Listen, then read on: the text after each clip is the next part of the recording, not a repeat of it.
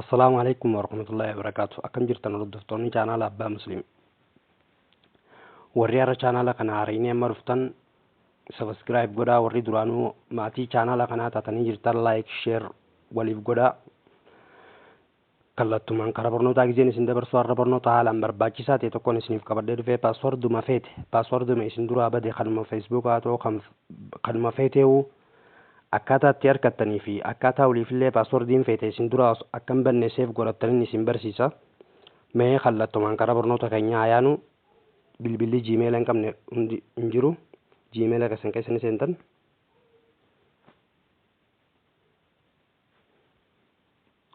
Ituutan profaayilii keessan irratti Google account qajoo kanan ituutan.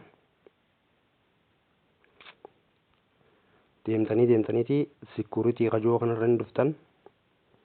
Security makana jala deemtan gaduma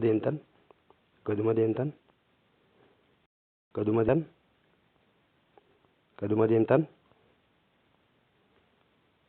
password manager qajoo kanarra ni tuutan. La kunooni gartanii kun amma waan hin duraan email kanarra banee jiru jechuudha. Amma mee fakkeenyaaf mee tokko isin agarsiisu amma yoo kana laaluu feetan paaswordii bilbila keessanii isin gaafata. Yoo asirratti qeemma banee isin garisa akkasumas kabiraatiin isin garisa kana laal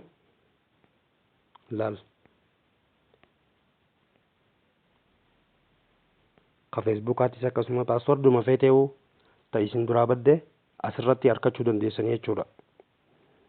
Paaswordii tan biraatoo seef godhachuudhaaf yoo kan jettan taate waliifillee paaswordiin akka isin duraan banneef asirratti tuutan. Kunoo eksitan irratti tuutan. Paaswordii feetan asitti amma fakkeenyaaf kana gootanii waan irra qabachuu feetan san gootanii paaswordii seef godhachuu feetan san asirratti tuutanii kunoo laa seefii naa fidee ijaan agartanii seefii tanarratti tuutan jechuudha. Seefii tanarratti tuunaan paaswordiin teessan olii seefii isin taate jechuudha. Yeroo barbaadde dhuftee email kee yoo bilbilli keessan isin duraa badillee dhuftee argachuu dandeessaa jechuudha. Yeroo matakkaa email keessan qabaannaan paaswordii waan feetee email keessan irraa argattaa jechuudha. Yoo moobaayil teessan kee isin duraa baddu taatellee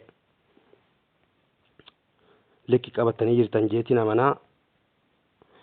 Like, subscribe, share raagoon obboleeyyan kiyyaa barnoota adda addaati jira seenaa chaanaalii kana jalaa baradhaa walitti deebinaa.